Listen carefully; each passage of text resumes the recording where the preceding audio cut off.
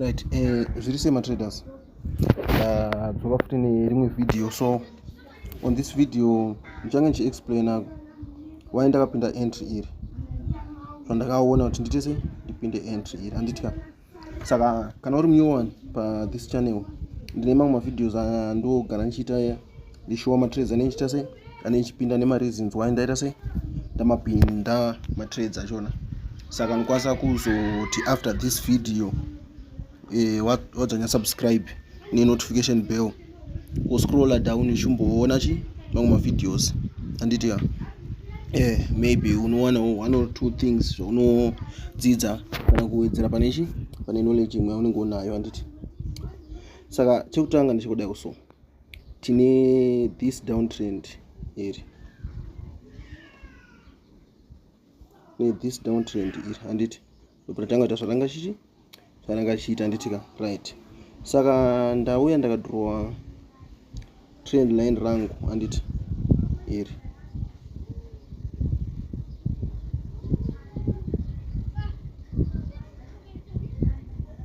ndadraw trend line rangu kudai anditika right. Ndariona market yanga ichibounce iri, let me zoom in, iri up, market yanga ichibounce iri up anditi.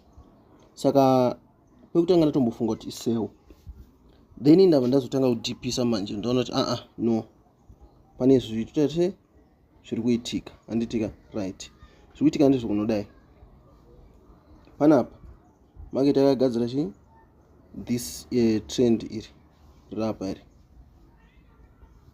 iri anditi zvakagadzira pattern yedu tota seller retest tota dzoka anditika takagadzira flag iri number 1, which means kuti market yakaita sei yakarespecta chi textbook setup yatoziva kutrade chi flag anditi right. Yadaro market ndobva yauya chi panapa payaigadzira chi ichi chinenge chi head and shoulder ichi anditi right. Yakagadzira chinenge chi head and shoulder yakaenda chi kutrend painogadzira touch iri itouch renumber ani 1 ireketi dai tuone panapa pa area apa tine 3 matouch anditi, which means kuti yanga ya number 4 anditi.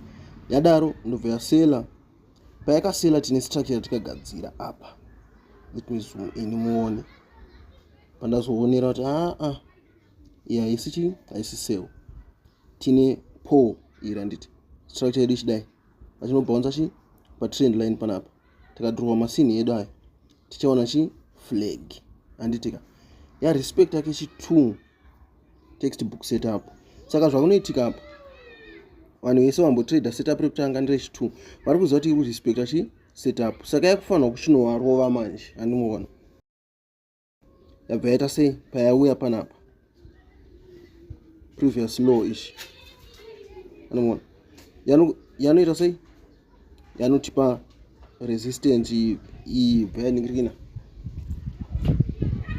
retest nobva yasela anditi yatipa retest ichisela